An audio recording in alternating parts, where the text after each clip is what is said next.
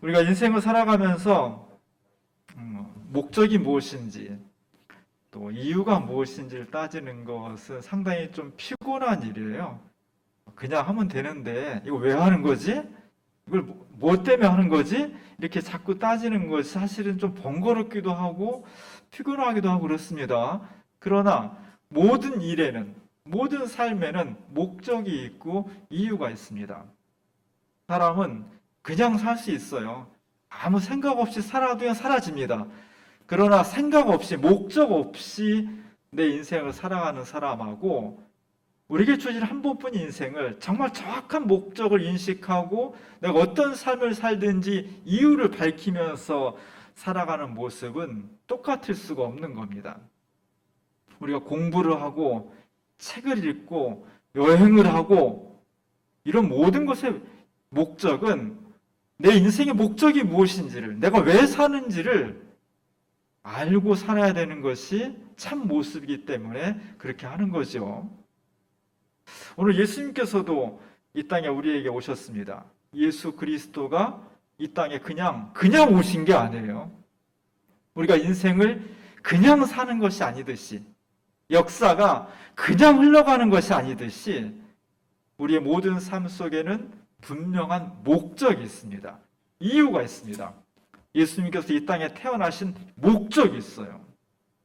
오늘 요한 1서에서 그 목적이 무엇인지를 명확하게 설명해 주고 있습니다. 오늘 4장 10절에 보면 우리 죄를 속하기 위하여 화목제물로 그 아들을 보내셨다. 하나님께서 하나밖에 없는 독생자 예수 그리스도를 이 땅에 왜 보내셨냐? 우연히 보낸 거냐? 실수로 보낸 거냐? 그냥 온 거냐? 그렇지 않다는 거죠. 명확한 목적이 있다는 겁니다. 주님이 왜 오셨느냐? 우리의 죄를 용서하기 위해서. 우리가 죄를 용서받아야만 구원을 받을 수 있으니까 그 용서하기 위해서 예수님께서 이 땅에 화목 제물로 오셨다는 겁니다. 제사를 드릴 때 소나 양을 바치면 그걸 죽여요. 피를 내서 하나님 앞에 제물로 바칩니다. 예수님께서 십자가 달려 돌아가신 것은 우리의 죄를 용서하기 위해서, 우리의 죄를 용서해야만 우리가 구원에 이를 수 있으니까 그 화목 제물이 이 땅에 오셨다. 목적이 분명한 거예요. 교회도 목적이 분명한 겁니다. 우리는 예수 그리스도를 믿는 사람들이에요. 그 믿음의 사람들이 모인 교회가 목적이 분명해야 돼요. 교회는 여러 가지 일을 할 수 있고 여러 가지 이유로 모이지만 분명한 목적, 그것은 바로 예수님께서 우리를 구원하시기 위한 아주 뚜렷한 목적을 가지고 이 땅에 오셨고 그 목적을 이루기 위해서 사셨던 것처럼 교회는 예수 이름으로 모였기 때문에 우리 목적도 딱 하나예요. 주님께서 우리를 구원하시려고 했던 것처럼 우리의 죄를 용서하시고 우리를 구원하시기 위해서 화목 제물이 되셨던 것처럼 교회는 왜 모이느냐?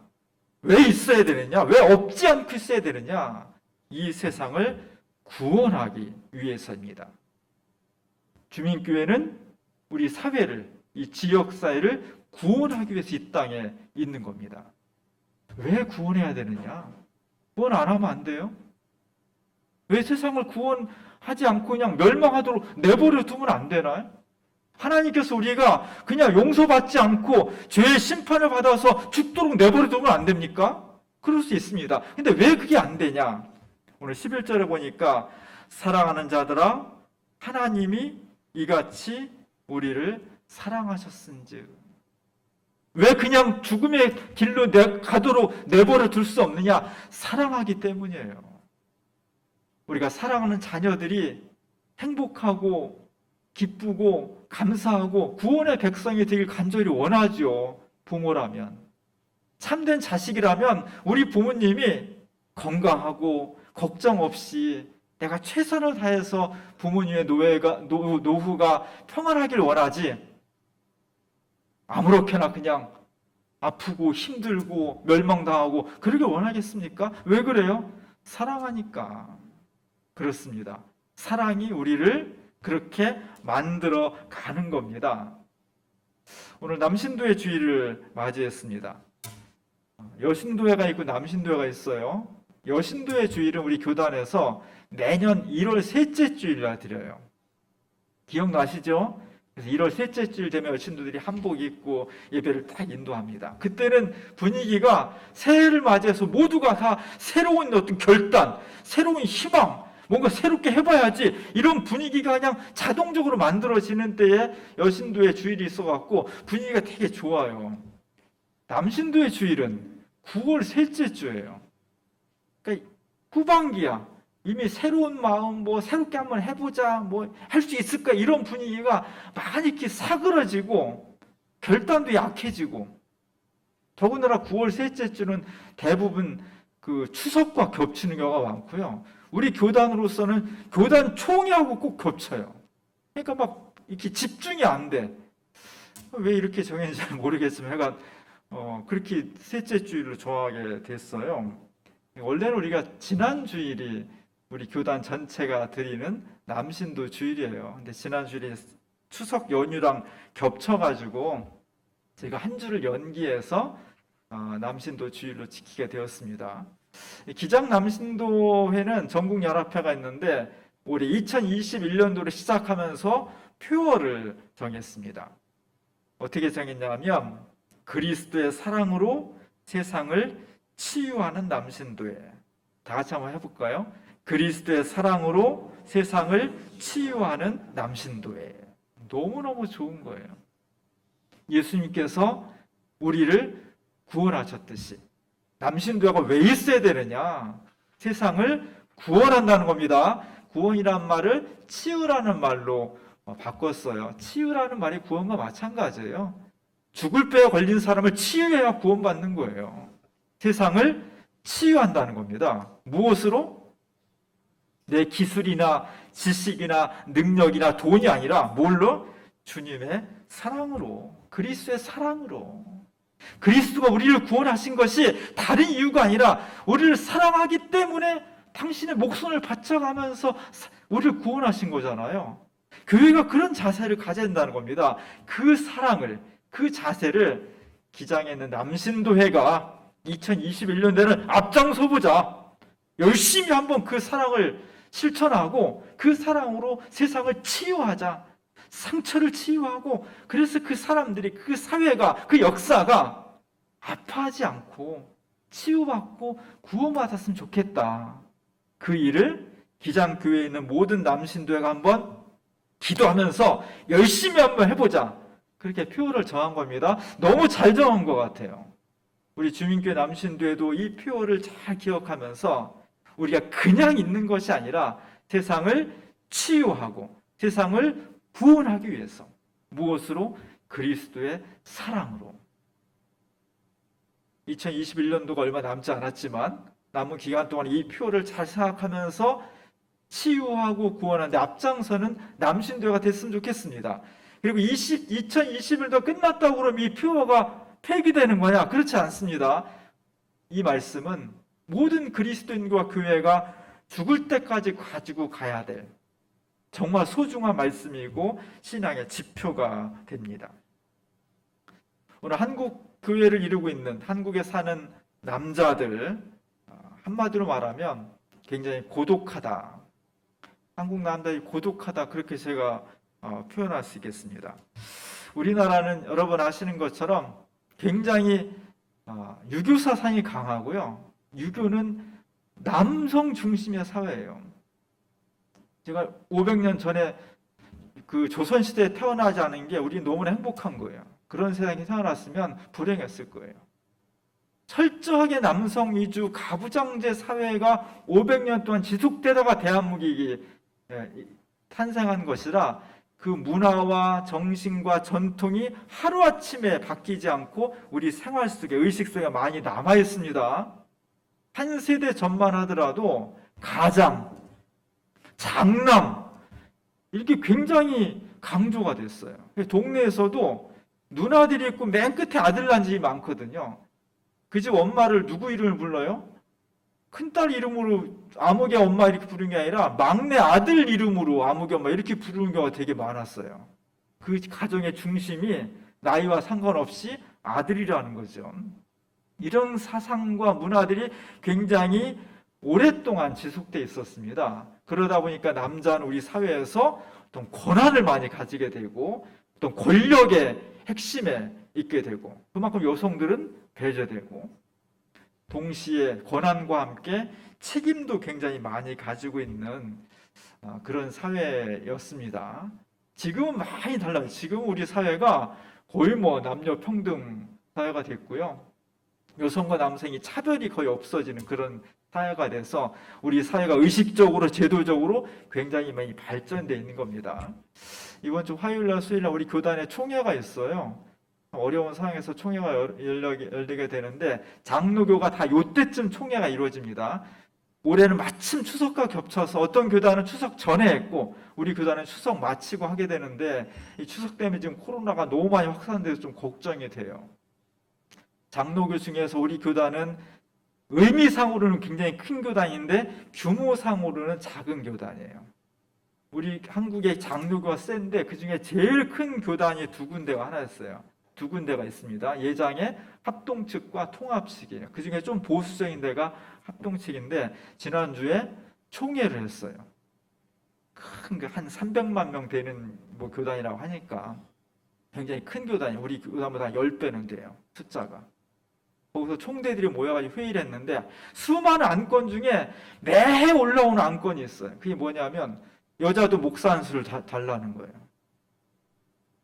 그럼 무슨 얘기냐면 아직도 그 교단은 여성은 목사가 못 되는 거예요.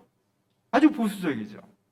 21세기에 지금 2021년을 살아가고 우주를 탐험하는 이 시대에 아직도 여성 목사를 안 주는 거예요. 올해 또 올라왔어. 어떻게 했겠어요? 또 부결이 됐어요. 어이없는 일이죠. 정말 어처구니 없는 일이에요. 이런 사회가 되기 때문에 아직도 우리 사회는 남성들이 기득권이 세고 여성들이 천대를 받는다는 것이 엄연히 있긴 하지만, 그럼에도 불구하고 우리 사회가 많이 남녀 평등이 이루어지긴 했습니다. 제가 지난주일에 영화를 하나 소개시켜 드렸어요. 줄무늬 파자마를 입은 소년이라는 그런 영화를 보신 분들도 있을 거예요. 거기에 보면 이 주인공 꼬마의 아버지가 나치의 고위 장교예요. 그래서 이 사람이 지역의 사령관으로 승진하면서 왔는데 그 시골 지역의 옆에 유대인 수용소가 있었던 거죠. 처음에 가족들은 몰랐어요, 그거를. 나중에 보다 보니까 이 아빠가, 이 남편이 그 수용소의 사령관이고 그 수용소는 유대인들을 가혹하게 다루고 애나 어린이나 정기적으로 독가스를 살포해서 죽인 다음에 불뜨고 검은 연기 나서 태워버리는 거예요. 그걸 몰랐다가 나중에 그걸 알게 되면서 이 부인이, 아니 내 남편이 이런 괴물이었나? 이러면서 이제 너무 충격을 받게 되고, 이 어머니는 나중에 정신 이상 증세까지 막 하게 되고, 아이들도 꼬마는 잘 모르지만 뭐 그런 어떤 가정에서 분란이 일어나게 됩니다. 중심 주제는 아닌데 제가 참 인상 깊게 봤던 것이 나중에 견디다 못해서 이 가정이 자꾸 부부싸움이 잦아지고 이 아이들이 더 이상 이런 환경 속에서는 건강하게 성장할 수 없다고 생각을 해서 부부가 막 싸우고 막 그러다가 결국 결정을 내려요. 아이들을 더 이상 여기에 두지 말고 도시로 가서 친척 부모네에다가 살게 해야 되겠다. 그래서 아빠가 이제 아이들을 데려다 놓고 설득을 합니다. 설득을 하는데 이런 대사를 해요. 살다 보면 때론 원치 않는 일도 해야만 돼. 그렇죠? 이 아빠 군인이 뭐 히틀러의 명령을 따르고 있어서 결과적으로 나쁜 일을 하지만 그렇다고 이 사람이 악인이고 악마고 그렇지 않습니다.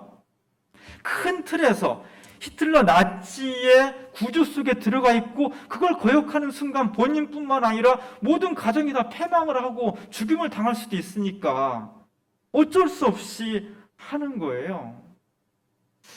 교회가 왜 사회 구조를 바꿔야 되는가? 교회가 왜 정치에 참여해야 되는가? 교회가 왜 사회 악에 대해서 바르게 정의를 실현해야 되는가? 바로 이런 겁니다. 개인이 내가 아무리 하고 싶지 않아도 우리가 살고 있는 사회의 큰 틀이 이렇게 악하면 내가 그 악에 저항하든지 협조하든지 둘 중에 하나예요. 저항하면 죽는 거고 협조하면 악이 되는 거고, 그래서 교회는 이 큰 틀을 막 만들지 말아야 돼요. 독일 교회가 더 가열차게 투쟁을 해서 히틀러의 권력을 활용하지 않았다면 이 사람은 그냥 평범한 군인이었을 것이고, 자기 하는 일 자부심도 갖고, 처음에 그랬듯이 부인과 아이들이 우리 남편, 우리 아빠는 정말 훌륭한 군인이야, 멋진 군인이야, 이런 자랑스러워 했을 거예요. 그러나 큰 틀에서 악의 구조 속에 들어가다 보니까 부끄럽고 비인간적이고 악한 군인이 되고 가정은 파멸을 이루게 되는 겁니다. 우리라면 어떻게 했어요? 우리가 전두환 시대 내가 군인이었다면 쉽게 저항할 수 있겠습니까? 그런 면에서 이 독일 군인 가장도 굉장히 불행하고 고독하고 측은했고요. 한국 남자들도 그런 큰 사회의 구조 속에서 나름대로의 고독과 아픔이 있다는 것을 우리가 잘 새겼으면 좋겠다는 생각이 들어요. 제가 주보 그림에 야곱의 이야기를 실었습니다. 이스라엘에 있어서 수많은 믿음의 조상들이 있어요. 아브라함, 이삭, 야곱, 대표적으로 그렇게 되어 있는데, 그 중에 현재 이스라엘 사람들의 전통과 의식, 성질, 역사, 이런 것들이 가장 부합하는 인물이 야곱이에요. 실제 야곱의 12아들이 12지파를 이뤘다고도 하고, 그의 인생 역정이나 성격이나 그의 어떤 욕망이나 믿음이나 이런 것들이 제일 가까운 게 야곱입니다. 그래서 야곱의 인생이 이스라엘 공동체의 역사와 굉장히 비슷해요. 우리가 잘 알고 있듯이 야곱은 파란만장한 삶을 살았습니다. 어거지로 막 쌍둥이형 에서의 장자권과 축복권을 빼앗아 가지고 탐욕을 부렸죠. 그 결과로 도망갈 수밖에 없어서 멀리 외삼촌 집에서 20년 동안 도망가 살았습니다. 거기서 어쨌든 또 커다란 부자가 됐어요. 그래가지고 너무 큰 부자가 되다 보니까 떠날 수밖에 없었고, 그 떠나서 고향으로 돌아올 수밖에 없는 딱 외나무 다리예요. 외삼촌 집에 있든지 고향으로 돌아올 둘 중에 하나입니다. 근데 고향으로 돌아올 수밖에 없는 거죠. 돌아오는데 고향에는 누가 있었냐? 평생 자기 것을 빼앗겼다고 생각하는 우락부락한 형 에서가 야곱에 대한 원한과 증오심을 간직하면서 복수의 칼날을 갈고 있었던 겁니다. 야곱이 돌아온다고 하니까 아니라 다를까 400명의 군대를 키워가지고 이는 오기만 하면 당장 다 죽여버리겠다고 그렇게 지금 칼을 갈고 있는 거예요. 근데 안 갈 수가 없습니다. 마지막으로 온 자기 재산과 종들과 자기 가족들을 야복 강가에서 먼저 보내고, 야복 강가에서 야곱이 하룻밤을 자게 되는 겁니다. 이 장면이 굉장히 인상적인 장면이에요. 근데 거기서 하나님 또는 하나님이 보낸 천사와 운명을 건 씨름을 하게 됩니다. 이 장면이 굉장히 인상적이고 중요하기 때문에 많은 화가들이 그렸어요. 너무 세련되고요, 아름답고 우아한 그림들이 많아요. 오늘 주부에 실은 그림은 그 중에서 별로 잘 그린 그림은 아니에요. 그러나 표현이 이 이야기의 본질을 아주 잘 표현하고 있습니다. 둘이 씨름을 합니다. 그래서 오른손 야곱의 오른손은 깍지를 껴가지고 힘을 좀 쓰게 돼 있죠. 야곱은 20년 동안 외삼촌 집에서 노동을 했기 때문에 건장한 사람이에요. 누구랑 싸워도 별로 질 것 같지 않은 자신감 있는 그런 사람입니다. 근데 오늘 상대는 사람이 아니라 하나님이죠. 하나님과 지금 겨루는 거예요. 목숨을 걸고 겨루는 겁니다. 왼손은 어떻게 돼 있어요? 하나님이 그 야곱의 팔목을 잡고 있어요. 이거는 신과 인간의 대결은 그냥 이미 정해져 있는 겁니다. 야곱은 아무리 해도 이 싸움을 이길 수 없는 싸움이에요. 이길 수 없는 싸움. 그럼 어쨌든 방법이 이거밖에 없는 겁니다. 최선을 다해서 이 씨름에 이겨서 자기의 지금 불행한 결말을 새롭게 바뀌기 위해서 노력을 하는 거예요. 왜? 나 혼자만의 인생의 결정이 아니거든요. 여기는 지금 자기 전 재산, 그리고 자기의 사랑하는 아들, 딸들, 그리고 자기의 부인들, 식구들이 다 운명이 결정되는 싸움이기 때문에 최선을 다하는 겁니다. 그의 얼굴을 보면 얼마나 열심히 하고 있는지, 머리는 막 헝클어져 있고요. 그리고 막 눈가에 주름이 자글자글하고, 미간은 잔뜩 찌푸려 있고, 이빨을 하얗게 드러내면서 온 힘을 다하는 거잖아요. 온 힘을 다해서 지금 자신에게 다가오는 죽음의 운명을 넘어서기 위해서 최선을 다하는 겁니다. 이 싸움에, 이 최선을 다하는 몸부림에 야곱이 혼자 하고 있습니다. 좋은 일이라면, 즐거운 일이라면 식구들 다 같이 둘러 앉아가지고 웃으면서 재미있게 할 수 있겠지만, 이것은 파멸이 올 수도 있고 오롯이 정말 야곱이 감당해야 될 그런 역할이기 때문에 식구들 다 먼저 보내고 자기 혼자 남아서 이렇게 현실의 싸움을 하고 있는 겁니다. 참 다행스럽게도 하나님께서 야곱을 간단하게 이길 수 있지만, 야곱이 환두뼈가 부러지는 아픔 속에서도 하나님을 붙잡고 늘어졌을 때, 말은 씨름이지만 실제 내용은 붙잡고 늘어진 거거든요. 나 살려달라고, 하나님 나를 거두시지 않으면, 나를 붙잡아 주시지 않으면 나는 죽을 수밖에 없다고, 제발 살려달라고 막 애원을 한 거거든요. 그래서 또 떨어지라고 싫다고 바로 걷어찼는데 뼈가 부러지는 상황에서도 안 놓으니까 하나님께서 그걸 축복해 주셨고, 이것을 인생이 바뀌었고 형과 극적인 화해를 했다는 것이 성경의 이야기입니다. 해피엔딩이죠. 이것을 읽는 사람들은 정말 위로를 받고 새 힘을 얻습니다. 그러나 실제 우리 인생 가운데서 이런 비슷한 경우를 만날 때 안 되는 경우가 되게 많아요. 나름대로 이를 악물고 정말 최선을 다했는데 자신뿐만 아니라 우리 가족의 생계를 위해서, 행복을 위해서 나름대로 고독한 싸움을 했는데 결과가 안 되는 경우도 허다하게 많습니다. 특히 한국의 남성들은 그런 경우가 되게 많은 것 같아요. 그래서 어떤 면에서 좀 불쌍하기도 해요. 한국의 남자들이 고독하기도 하고 불쌍하다 하는 생각도 듭니다. 오늘 남신도의 주일을 맞이해서 남신도회가 세상을 치유하는 남신도가 되기를 원하고 있습니다. 소위 진보적인 사람들, 진보적인 교회들은 여성의 권리를 많이 증진해야 된다고 강조를 해요. 왜냐하면 아직도 우리 사회에 형식적으로는 남성과 여성이 똑같다고 하지만 실제 구조와 내용을 보면 아직도 남성의 권한이 여성보다 훨씬 크게 돼 있고요. 모든 분야에서 결정적인 키는 다 남성들이 가지고 있고, 또 요즘에는 폭력 같은 것도 많이 일어나서 여성들이 당하는 피해의식이 너무 크기 때문에 진보적인 사람들과 교회일수록 여성의 권리 증진을 강조하게 돼 있습니다. 저도 그런 편에 속합니다. 그러나 오늘은 남신도 주일이니까 남자들을 조금 위로해주고 싶고요. 남자들 좀 격려해주고 싶고, 그 위로와 격려 속에서 새 힘을 얻어서 남성들이 세상을 치유하고 그리고 세상을 구원하는 사명을 좀 잘 회복했으면 좋겠다. 그런 마음을 우리 모두가 가졌으면 좋겠습니다. 어떻게 해야 되느냐? 우리 주민교회 남신도들이 소극적인 것과 적극적인 것을 하나씩 할 필요가 있습니다. 첫 번째 소극적인 것은 비판에 소극적이어야 돼. 비판에. 우리 남신도들 대부분이 다 70년대, 80년대 주민교회의 어떤 활동, 선교 활동을 통해서 성격이 형성이 되어 있습니다. 80년대는요, 군부 독재가 있었고 언론이 다 거짓말을 했기 때문에 이걸 비판적으로 보는 사람이 똑똑한 사람이에요. 그대로 보는 사람은 바보 같은 사람이에요. 다 그래서 뒤집어 보는 게 훈련되어 있었고 비판적인 시각이 일반적이었습니다. 그것이 없었다면 지금도 학문이나 현실에 비판성이 결여되면 맹목적이게 되고요.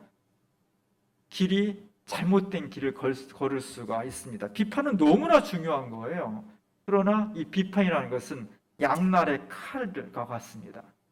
잘못된 것을 바르게 밝혀내는 작업도 하지만 그 칼이 자신을 찌르거든요. 나를 찌르기도 하고 내가 사랑하는 사람들에게 상처를 주기도 해요.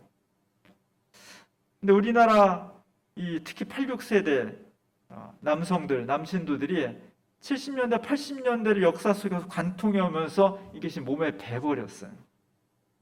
어쩔 수 없는 십자가라고 생각이 들어요. 역사의 십자가라고 생각이 들어요. 어쩔 수 없는 면이 있는데, 그러나 최대한 우리 스스로가 비판적인 언어와 비판적인 행동을 하는데 소극적이어야 된다. 왜냐하면 민주화가 많이 이루어졌으니까. 지금은 80년대처럼 그렇게 독재나 폭력이 이런 것이 일상화되지 않고 우리가 그런 노력을 통해 많이 극복해 왔기 때문에 이제는 비판의 언어와 비판의 자세를 많이 누그러뜨리는 것이 되게 중요합니다. 사회 속에서 그렇고 가정에서 그렇고 부모와 자식 사이에도 그렇고 노인 장년 세대와 젊은 세대 사이에도 마찬가지예요. 비판에 소극적이었으면 좋겠습니다. 반대로 적극적인 면이 있어요. 그것은 긍정과 사랑이에요. 긍정화, 현실을 긍정하고, 물론 완벽하지는 않지만 완벽한 인생과 역사가 어디 있어요. 그것을 긍정하고 그 속에서 새로운 것을 찾아내려고 하고 그것을 자꾸 비판적인 시각이 아니라 사랑의 시각으로 보려고 할 때, 그때 우리 사회가 새로운 발전을 이룰 수가 있는 겁니다. 80년대에는 비판과 긍정이, 비판이 8, 긍정이 2의 세계였다면 지금은 긍정이 8, 비판이 2 내지 3 정도로 비율이 바뀌어져야 돼요.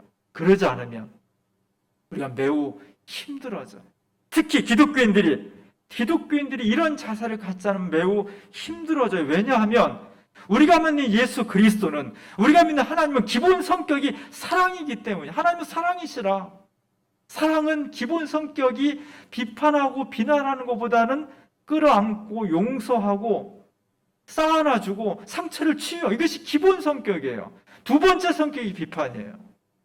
우리가 하나님을 믿는다는 것은 다행스럽게도 우리 사회가 많은 불의한 모습들을 극복하고 정의로운 사회를 상당 부분 이루어왔기 때문에 세상을 치유하고 세상을 구원해야 될 사명을 가지고 있는 남신도들은 특별히 비판에 소극적이고 긍정과 사랑에 훨씬 더 적극적인 그런 자세를 갖는 것이 필요하다는 겁니다. 우리의 사랑은 내가 만들어낸 사랑이 아니라 오늘 11절에 보면 사랑하는 자들아 하나님이 이같이 우리를 사랑하셨은지, 우리의 사랑은 내가 만들어낸 것이 아니라 나는 먼저 하나님의 그 극진하신 사랑을 받은 사람들이에요. 우리는 왜 그리스도인이냐? 아무 죄도 없지만 오직 나를 구원하시기 위해서 이 땅에 오셔서 십자가 달려 처참하게 죽은 예수 그리스도의 사랑이 먼저 내 삶 속에 들어와 있는 겁니다. 그 사랑으로 이웃을 보고 역사를 보고 아파하는 사람을 보고 죄인을 봐야 된다는 겁니다. 이것이 회복되어야만 우리는 진정한 치유자가 될 수 있는 것입니다. 오늘 남신도 주일을 맞이해서 남신도들, 한국 교회와 한국 사회에 있는 남신도들 굉장히 겉으로 보면 힘 있는 것 같지만 속을 들여다보면 다 불쌍해요. 긍휼히 여겨주시고 위로해 주시고 용기를 주셔서 우리 남신도들이 어깨를 더 펴고 정말 그리스도의 사랑으로 이 사회를 치유하면서 새로운 구원을 만들어 나가는데 그 사명 잘 감당할 수 있도록 우리 모두가 다 함께 기도하고 함께 그 사명 안에 하나가 될 수 있는 우리 주민교회 남신도의 주민교회 공동체가 될 수 있기를 주님의 이름으로 간절히 축원합니다. 기도하겠습니다. 하나님께서 우리를 사랑하셨습니다. 예수 그리스도를 보내셔서 우리를 용서해 주시고 화목 제물이 되심으로 우리가 구원의 백성이 되게 하셨습니다. 그리고 우리를 그리스도인의 모임 교회로 부르셨습니다. 특별히 세상을 치유하고 구원하기 위해서 우리 남신도회가 더욱더 하나님 앞에 사랑으로 굳건히 서게 하시고 그 사랑을 통해 이웃과 사회를 바라보면서 그 사랑으로 우리가 먼저 헌신하고 우리가 먼저 손해보면서 뜨겁게 사회와 이웃을, 우리 가족을, 교회 공동체를, 상처를 치유하면서 구원해 나갈 수 있는 멋있고 아름다운 주민교회 남신도가 될 수 있도록 인도하여 주옵소서. 예수님의 이름으로 간절히 기도합니다. 아멘.